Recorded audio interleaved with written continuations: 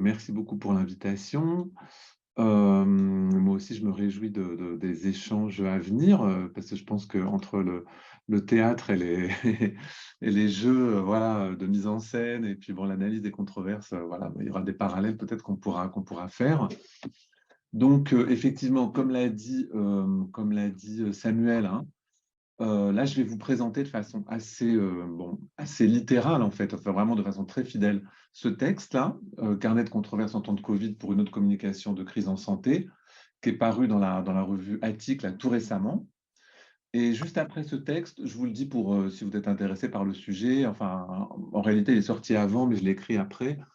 C'était déjà une forme de bilan un peu de ce premier article. Donc sur Halle, on peut trouver communication instituante et confusion des institutions signifiantes. Là aussi, une approche critique de la communication en santé pendant la crise du Covid. Et notamment, ce texte, il est lié à une petite enquête qu'on a fait avec un financement du CNRS. Là aussi, je vous ai mis le lien. Bon, voilà, où on a interrogé des jeunes et des moins jeunes, une petite population sur leur représentation de cette communication et les effets qu'elle a pu avoir sur eux. Donc, en gros, bon, bah, les questions qu'on va se poser, hein, alors, vous voyez, on va être vraiment beaucoup autour de ces questions de vérité, de post-vérité, de complotisme, de propagande. Comment est-ce qu'on peut analyser tous ces termes et tout ce qui nous est arrivé là, pendant ces 2 dernières années, avec comme question, bah, voilà, quels sont les enjeux communicationnels des crises en situation d'incertitude, hein, parce que je crois vraiment que c'est l'incertitude qui marque le plus cette crise. Bon, bah, voilà, on va y revenir. Quel doit être le rôle des pouvoirs publics et des médias mainstream? Désolé pour l'anglicisme, mais du coup, voilà, ce qu'on dit médias dominants en France, c'est un peu moins bien perçu pendant ces crises majeures. Une question un peu comme ça, épistémologique, sur quelle peut être notre posture, nous, en tant que chercheurs, quand on s'intéresse aux des positions alternatives de groupes subalternes, hein, ce qui a été en fait mon cas dans mon enquête sur le réseau LinkedIn. Et puis, alors, face à ce que moi je considère être, hein, mais on pourra en parler, un échec vraiment cuisant de la communication de crise sanitaire récente. En fait, bon, voilà, je ne sais pas comment c'est, je pense qu'au Canada, c'était pareil qu'en France, mais ça a débouché sur une politisation extrême de ces enjeux qui n'avaient aucune raison d'être politisés comme ils l'ont été. Moi, j'ai des hypothèses, hein, je pense que c'est vraiment le résultat de la communication persuasive très autoritaire qui finalement, comme toujours, produit les effets inverses de ceux qui sont recherchés. Mais du coup, comment est-ce qu'on pourrait vraiment, parce que voilà, tous nos gouvernants ont été conseillés par tous les classiques de la communication de crise, voilà, ils sont entourés de consultants divers, de sciences comportementales, de tout ça. Et donc, comment est-ce qu'on pourrait arriver à une approche radicalement différente, à la fois des politiques de gestion de crise et de la communication de crise, sachant que dans ma vision de la communication, on pourra en parler un peu dans la discussion, gestion politique et manière de communiquer, bon, je ne suis pas le seul, bien entendu, ne sont pas complètement séparés. Voilà un peu les réflexions. Alors donc, essentiellement, ce que je fais dans ce texte, hein, c'est que je pars d'une ethnographie en ligne sur les communautés épistémiques minoritaires ou subalternes, on pourra un peu discuter de ces termes, observées sur le réseau LinkedIn. Alors, le réseau LinkedIn, ce n'est pas un réseau qui est très souvent étudié dans les études en sciences de l'information et de la communication. On est très souvent sur Twitter parce qu'on peut aspirer facilement les échanges, où on est éventuellement sur Facebook, sur Instagram, mais LinkedIn, qui est cette espèce de réseau de professionnels, là, il est moins pris en compte, hein. Et moi, en fait, j'ai été très engagé moi-même dans ces échanges, hein. C'est pour ça que c'est aussi une ethnographie engagée. Et LinkedIn a un grand intérêt, c'est que, en fait, vous savez immédiatement à qui vous avez affaire et vous jouez votre réputation, hein. Sur LinkedIn, vous avez tout le CV de la personne. Et si vous commencez à dire n'importe quoi, finalement, votre réseau, qui est votre réseau professionnel, il est aussi mis en danger, hein. Donc, il y a vraiment une spécificité de ce réseau.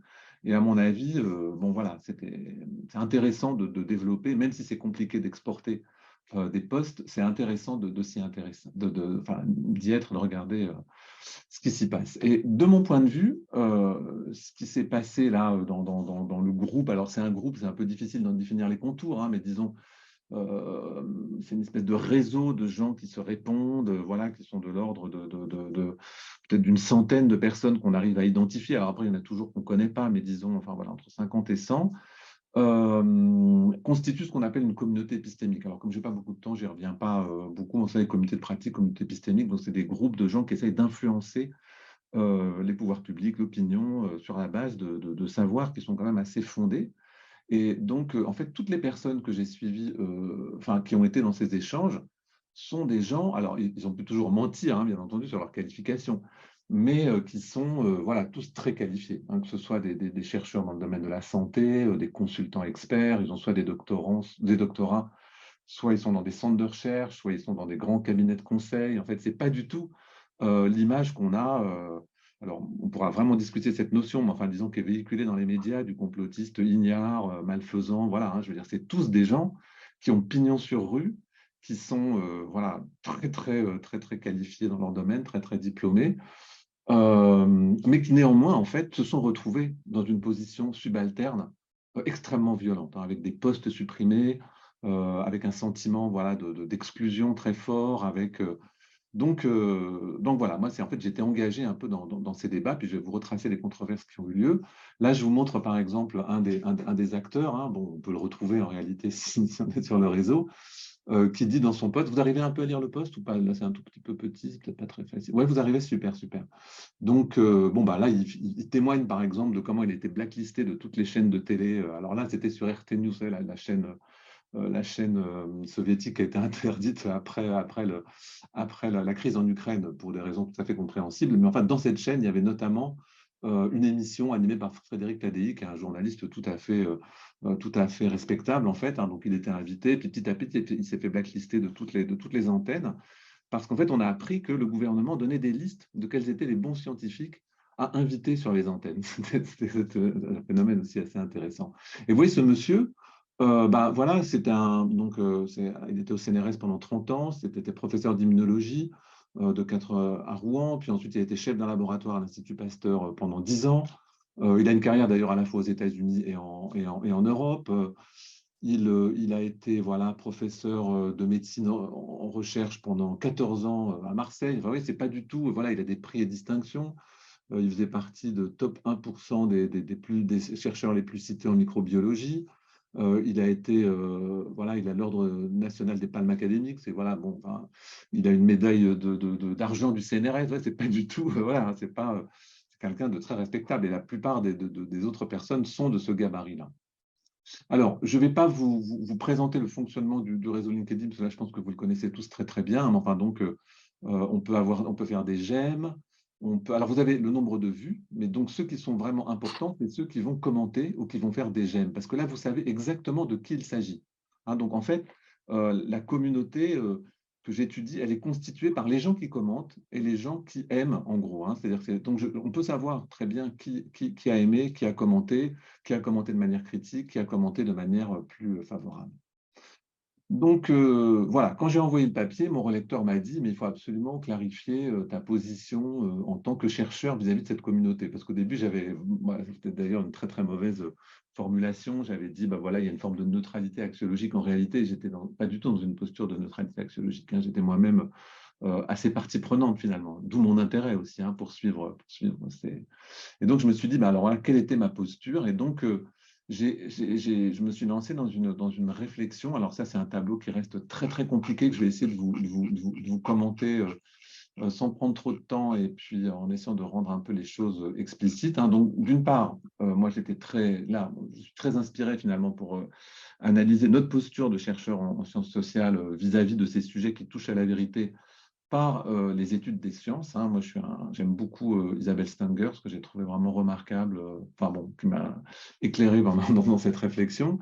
Donc, bon, alors déjà, vous savez, dans les études des sciences, on considère véritablement que les scientifiques sont toujours en débat, en interaction, que la science est une activité collective, dialogique, que les scientifiques ne sont pas de pure rationalité, ou plutôt qu'ils sont eux-mêmes porteurs de rationalité multiples, qu'ils arbitrent en permanence en contexte d'incertitude, qu'ils appartiennent à des univers institutionnels sociaux différents, voilà, qu'ils n'ont pas tous les mêmes règles de jugement.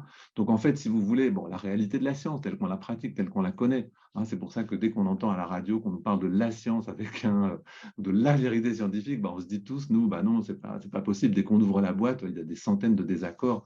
On est sur des paradigmes différents. Voilà. Donc, c'est déjà, je pense que c'est très important de rappeler ces principes. Ensuite, je me suis intéressé à la notion de savoir situer, vous savez, qui est définie dans les études féministes, dans les études des sciences. C'est Donna Haraway qui a beaucoup repris ce terme, hein, avec cette idée que euh, en fait, selon ton expérience vécue, selon les valeurs, hein, qu'on peut avoir, qui tiennent à son identité ou qui tiennent à certains intérêts, certaines formes de jugement, ben, on a une posture aussi épistémologique différente, hein. L'exemple de Donna Haraway, c'était comment, quand en primatologie, tout d'un coup, des biologistes femmes, des femmes primatologues sont intervenues dans la discipline, ben, elles n'ont pas du tout analysé de la même manière le comportement des groupes de primates, et notamment la théorie du mâle dominant a été complètement remise en cause. Donc, voilà, ça c'est un peu le... Alors, je n'ai pas le temps d'être long, hein, mais donc du coup, je vais croiser, si vous voulez, le type est-ce que le groupe qu'on va étudier, hein, c'est un groupe dominant, le groupe, parce que moi je suis très beaucoup dans la recherche-intervention. Donc en fait, le groupe avec lequel on va finalement avoir une forme d'accord pour conduire la recherche. Est-ce que c'est un groupe dominant ou un groupe subalterne? Ça, c'est le premier point. Et le deuxième point, c'est est-ce qu'il y a une proximité, si vous voulez, entre l'épistémologie des chercheurs et celle des acteurs qu'on observe, parce que ce n'est pas tout à fait la même chose. On peut être avec des groupes subalternes, alors subalternes, ou en tout cas minoritaires, qui néanmoins partagent une épistémologie commune avec les dominants, hein. Pour moi, ces deux facteurs, ces deux registres différents, minoritaires, dominants, qui peut être sur des critères économiques, qui peut être sur des critères de représentativité, et le fait que, est-ce que je cultive une vision du monde qui est différente de celle des dominants? Par exemple, voilà, des gens qui défendent une éducation alternative, des médecines alternatives, des modèles économiques hétérodoxes, l'écoféminisme, la permaculture, la collapsologie, l'autogestion anarchiste, si vous voulez. C'est des gens qui non seulement sont minoritaires, mais qui aussi ont une vision du monde, une forme d'épistémologie qui est différente. Donc voilà un peu, alors je vais vite parce que je voudrais vous parler aussi d'autres choses, mais en gros, la tentative de classification, c'est de dire, OK, on a la case 1, hein, donc on est finalement, c'est la majorité des recherches, hein, on va travailler avec des acteurs dominants qui sont eux-mêmes alignés sur l'épistémologie standard, hein. Voilà, bah, je donne des exemples dans le texte de toutes les recherches qu'on peut conduire, je ne sais pas quoi, sur le web 4.0, sur l'usine du futur, sur comment faire de l'éducation avec du numérique, sur comment faire des chatbots qui vont bien marcher. Enfin bon, voilà. Donc ça, c'est la posture 1. La posture 3, juste en dessous, hein, on a une posture de critique engagée, mais qui est en soutien des groupes subalternes. Alors, pour moi, alors, ça pourrait se discuter, on peut le faire dans la discussion. Mettons que vous travaillez avec vous êtes un chercheur, entre guillemets, de gauche, hein, et vous travaillez avec des groupes économiquement qui sont économiquement dominés, mais qui finalement partagent la même épistémologie que les dominants. C'est-à-dire qu'ils ne vont pas remettre en cause les modes de consommation, ils ne vont pas remettre en cause la valeur du travail. Vous voyez, donc ce serait une forme ça, ce serait la posture critique engagée, hein, mais qui ne touche pas à l'épistémologie. On partage la même épistémologie. Ensuite, on a la posture 2, qui est une posture, alors on remonte en haut, hein, donc assez, pardon, excusez-moi, qu'on retrouve aussi souvent en sciences sociales, c'est-à-dire que il y a une distance entre l'épistémologie des chercheurs et celle des acteurs. C'est-à-dire que là, par exemple, on considère que les acteurs dominants ont une représentation du monde qui est faussée par justement le statut qu'ils occupent, hein. Ce serait par exemple Bourdieu qui remet en cause avec la notion de capital symbolique la méritocratie. Je ne sais pas si c'est pareil au Canada, mais en France, toute l'éducation nationale repose sur l'idée de méritocratie. Et donc, à partir du moment, voilà, où vous attaquez cette notion en montrant d'un point de vue statistique qu'en réalité, il y a une reproduction sociale liée à votre appartenance de classe considérable, voilà, vous êtes dans une posture de critique épistémique vis-à-vis des dominants. Et puis, on a aussi une posture de critique épistémique vis-à-vis des subalternes, dans lequel, là, vous dites, finalement, ce groupe subalterne, a d'une certaine façon, tort dans sa représentation. Alors, l'exemple que je donnais dans le 4, c'était, je pense, par rapport au même... attendez, excusez-moi.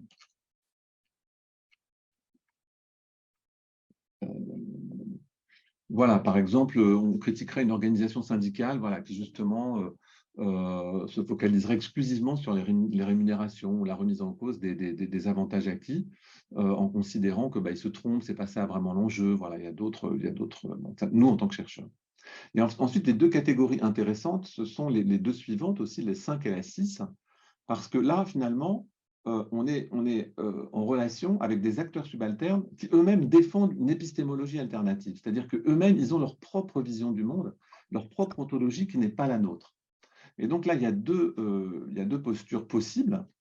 Celle que j'appelle de posture épistémique inversée, c'est-à-dire que dans le fond, nous, scientifiques, on va s'intéresser, s'inspirer à ces épistémologies de la pratique alternative pour développer nos propres réflexions. Et moi, je pense que ça arrive assez souvent, c'est-à-dire que très souvent, les groupes activistes, les groupes un peu subalternes ou déviants, nous éclairent nous-mêmes par les pratiques innovantes qu'ils développent. Ça, c'est premier. Et dans le fond, moi, c'est un peu la posture que j'ai dans cette étude, hein, c'est-à-dire que parce que voilà, moi, je n'ai pas les connaissances scientifiques ou autres qu'on va développer toute une série d'acteurs dans leurs débats. Ils sont clairement dans une position subalterne, mais dans le fond, ça m'amène moi-même à forger de nouvelles catégories d'analyse et une nouvelle réflexion sur comment il faudrait communiquer, étant donné ce que je découvre de l'incertitude qui nous révèle, hein, d'une certaine façon. Mais on pourra en discuter là aussi. Et puis une autre posture qu'on a aussi beaucoup trouvée dans la gestion de crise, qui est une posture épistémique normative vis-à-vis de ces groupes subalternes dotés d'une épistémologie alternative, dans lequel, là, on va considérer qu'en fait, ces acteurs subalternes ont cette épistémologie parce qu'ils ont des biais cognitifs ou parce qu'ils sont moralement défaillants. Hein. C'est-à-dire que là, on ne se contente pas de critiquer, comme dans le 4, en disant non, vous avez tort parce que vous pourriez voir les choses autrement. On va considérer que de manière un peu consubstantielle, hein, finalement, ils ont, vous savez ce qu'on disait quand on faisait des études d'anthropologie au début du siècle sur la mentalité primitive. Hein, en fait, voilà, ils ont une mentalité primitive, c'est des indigènes, ils ont du mal à comprendre le réel. Hein, donc, en fait, on a une façon voilà. Donc, bon, alors, on pourra parler de Bronner. Je sais que j'ai eu un tout petit échange avec... pour moi, il est un peu typique hein, de cette façon de dire, finalement, les groupes subalternes, c'est parce qu'ils sont biaisés cognitivement, puis il y a donc pas mal de critiques hein, de cette approche. Donc, voilà. Donc, moi, je suis dans cette posture épistémique 5, où finalement, je m'inspire finalement pour construire mon cadre d'analyse de ces groupes un peu voilà, activistes et subalternes. Alors, donc là, je vais vous présenter assez rapidement les 4 espaces de controverse dans les communautés épistémiques qui échangent sur le réseau LinkedIn. C'était pendant l'année 2021. Je pense que c'est des choses que vous avez dû avoir aussi au Canada. Enfin, les mêmes types de...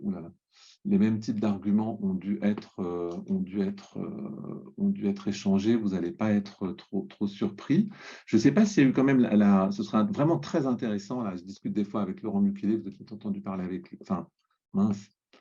Il dit que vraiment on aurait besoin de recherche internationale sur la manière dont les débats se sont organisés, on en manque vraiment cruellement parce qu'à chaque fois les médias de nos pays en fait ne nous racontent que le récit national et on ne sait pas exactement comment ça se passe ailleurs, à moins de dialoguer avec des collègues.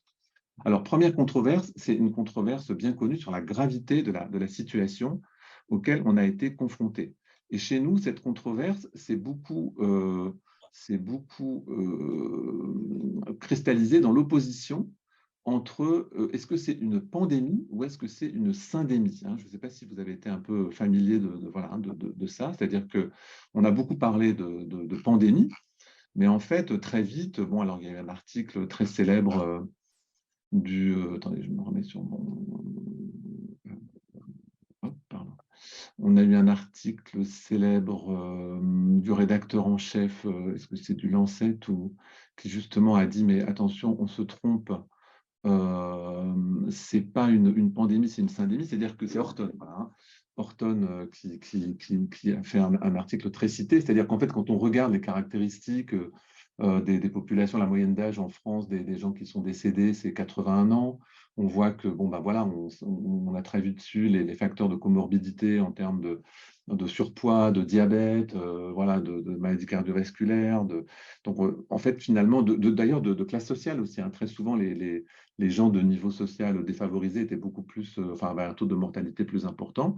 Donc, en fait, la thèse de la syndémie, c'est que c'est une maladie très grave, mais qui va essentiellement donc s'attaquer à certaines couches de la population, à certaines voilà, personnes qui ont des caractéristiques spécifiques. Et donc, ce n'est pas le même traitement. Enfin, c'est pas la même action qu'il faut avoir et ce n'est pas le même type de communication de crise, corollairement, qu'il faut avoir si on a affaire à une syndémie, c'est-à-dire à des populations très fragiles dont on sait qu'elles sont vulnérables et qu'il faut vraiment protéger, que si c'est une pandémie qui touche absolument tout le monde de manière indifférenciée. Hein. Donc, toute cette discussion sur le niveau de gravité de l'épidémie de façon générale par rapport à la population générale ou pas, enfin bon, elle est très active. On a eu des statisticiens, des épidémiologues comme Laurent Tubiana qui lui aussi se sont fait très mal traiter, hein, qui justement ont remis en cause.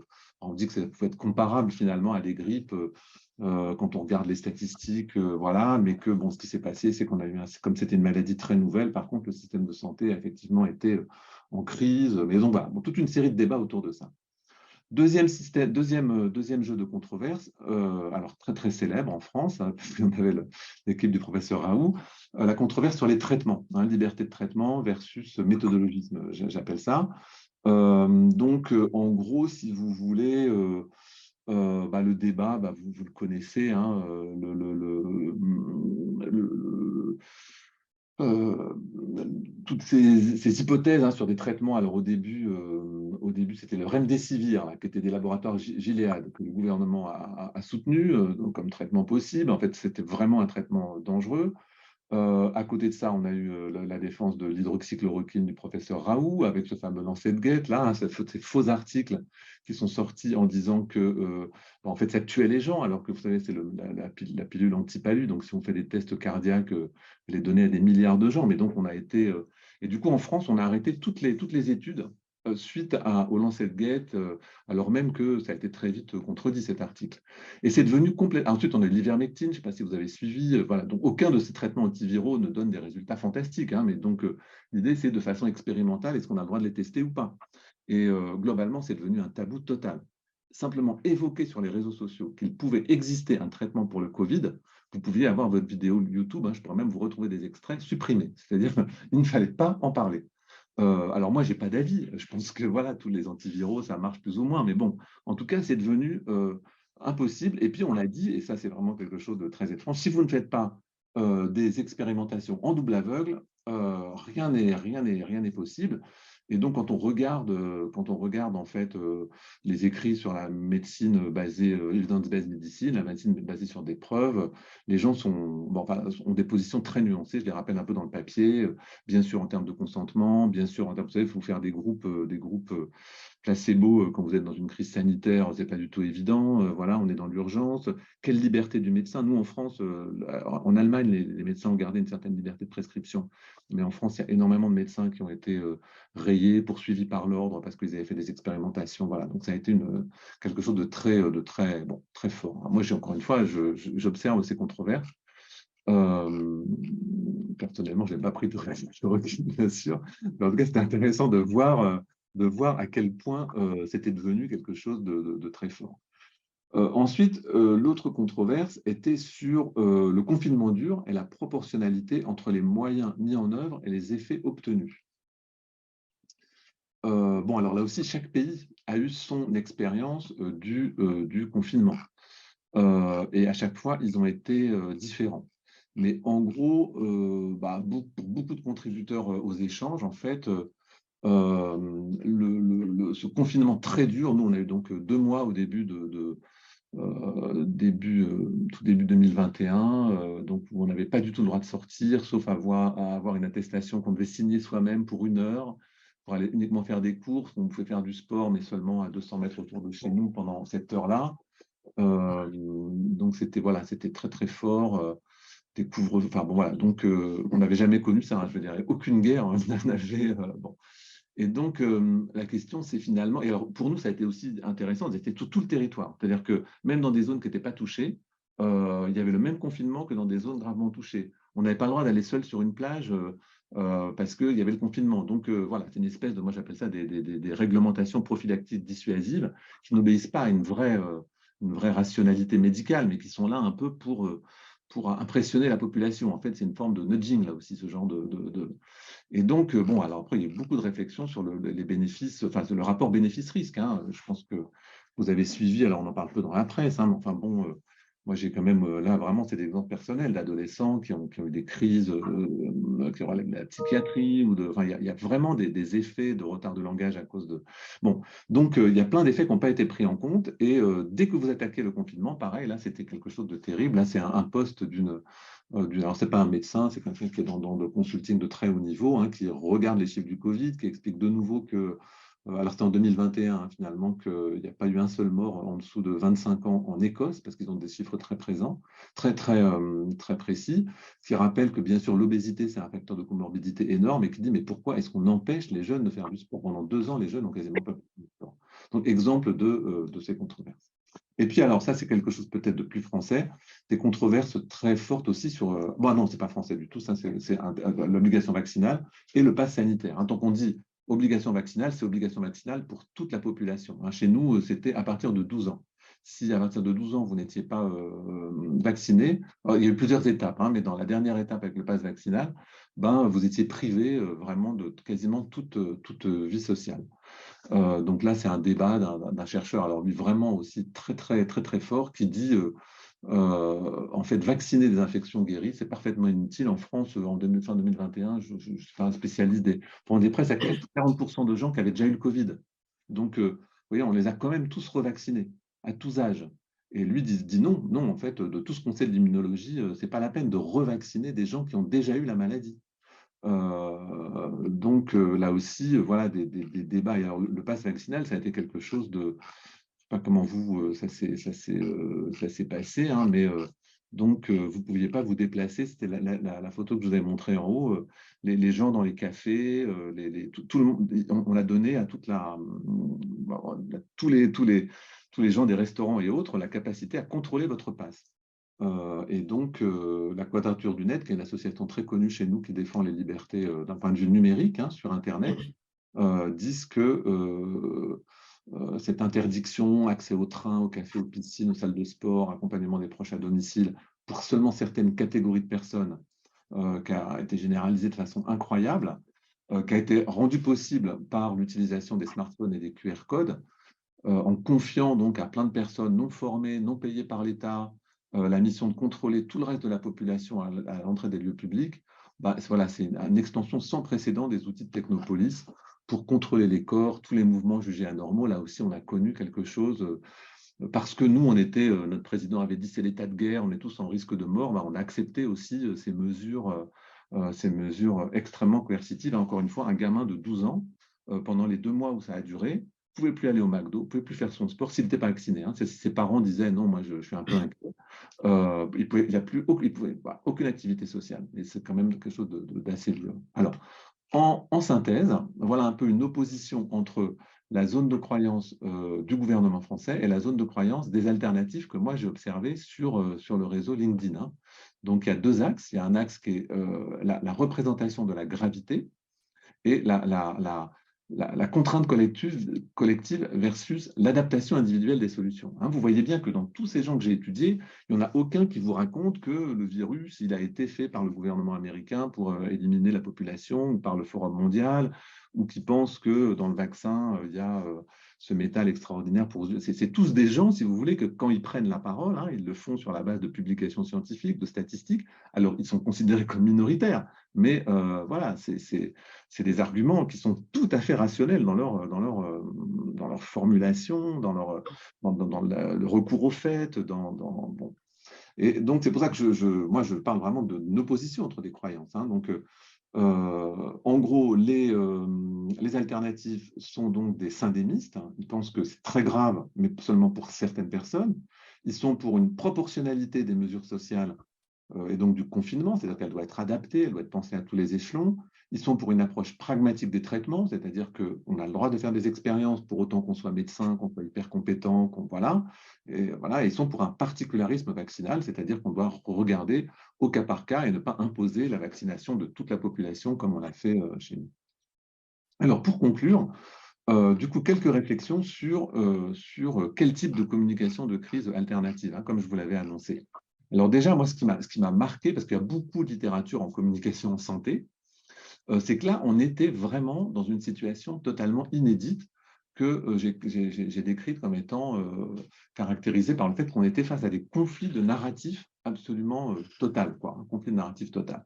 C'est-à-dire que classiquement, quand on déploie des politiques de santé publique, hein, on essaye donc de faire adopter à la population des comportements bénéfiques. Par exemple, il faut faire de l'exercice, il faut consommer moins de sucre, ou il faut moins fumer, il faut moins boire. Hein, voilà. Et finalement, on a des dizaines et des dizaines d'années finalement d'observation des effets de l'exercice sur la santé ou du tabac sur les poumons. Et puis d'ailleurs, tous les fumeurs le sentent. Hein. Je veux dire, au bout d'un moment, si vous êtes un grand fumeur à 2 paquets par jour, bon, ben voilà, ce n'est pas des choses c'est des choses qu'on peut partager, sur lesquelles on peut débattre, qui relèvent une forme d'évidence partagée.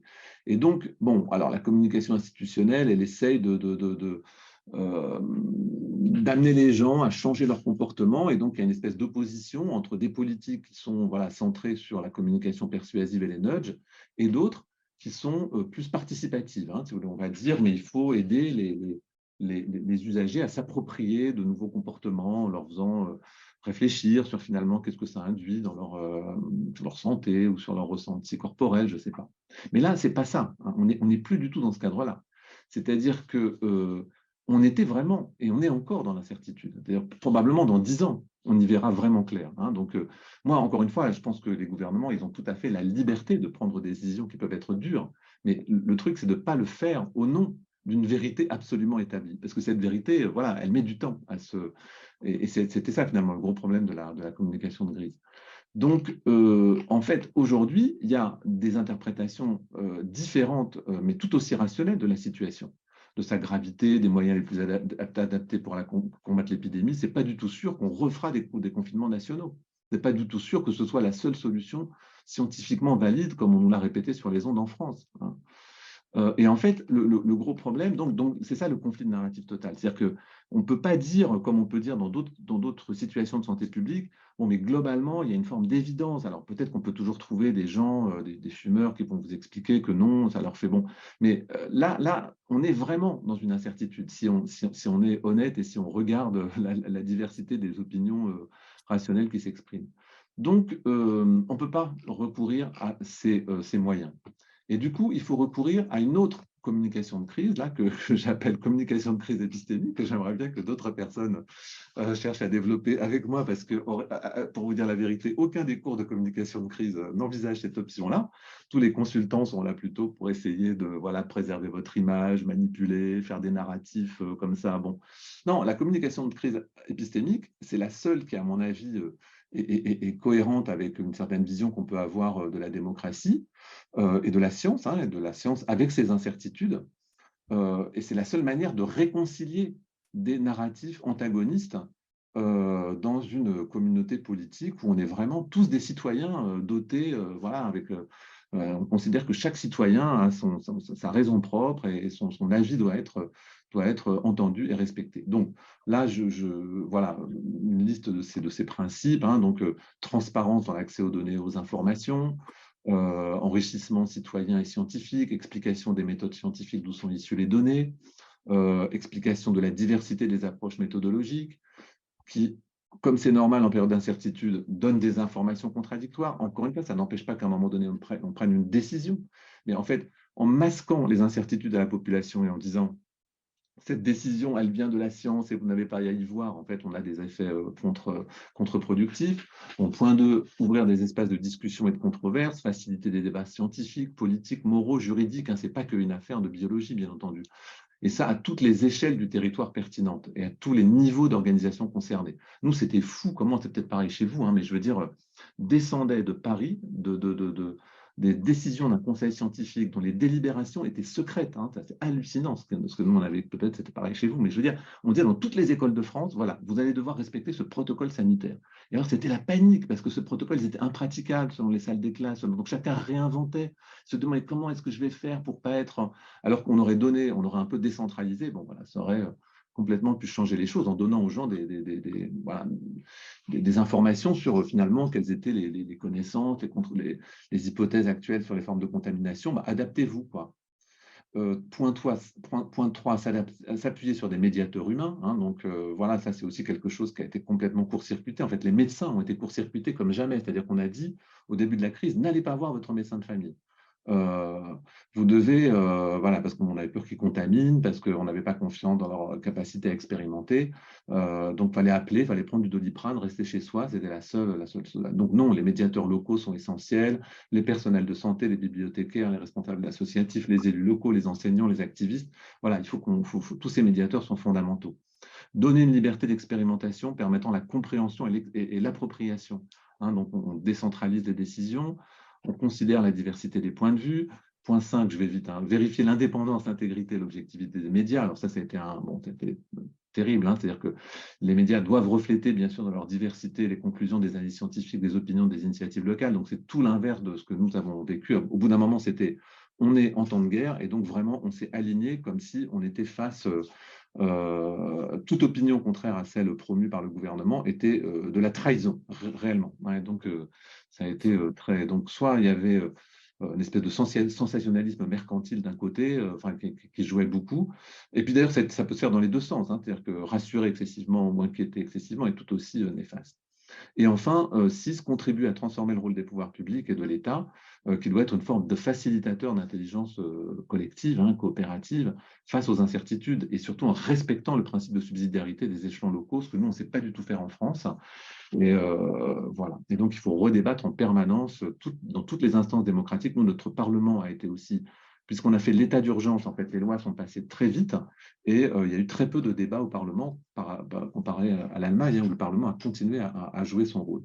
Donc, en conclusion, dans l'espèce de logique pragmatiste de la communication transactionnelle, donc je ne sais pas l'objet de l'évoquer, mais qui est la mienne et qui justifie cette approche de la communication de crise épistémique, l'émergence d'une crise doit s'accompagner du renforcement du rôle des publics et impliquer plus de démocratie et pas moins de démocratie. Nous, au début de la crise, on avait des gars, y compris qui venaient nous expliquer que c'était un défaut, une faiblesse des sociétés occidentales, la démocratie par rapport à la Chine, parce que quand il y a une grande épidémie, c'est beaucoup mieux un régime totalitaire. Mais vous voyez, le type, il n'était pas interrompu, hein, il disait ça tranquillement. Deuxième chose, c'est un épistémologue qui dit dans un ouvrage récent, Taylor Dodson, là, en fait, la menace à laquelle sont confrontées nos sociétés démocratiques et ouvertes, c'est pas tellement la désinformation ou l'ignorance, mais c'est la certitude, hein, que ce soit une certitude religieuse ou une certitude de type scientiste.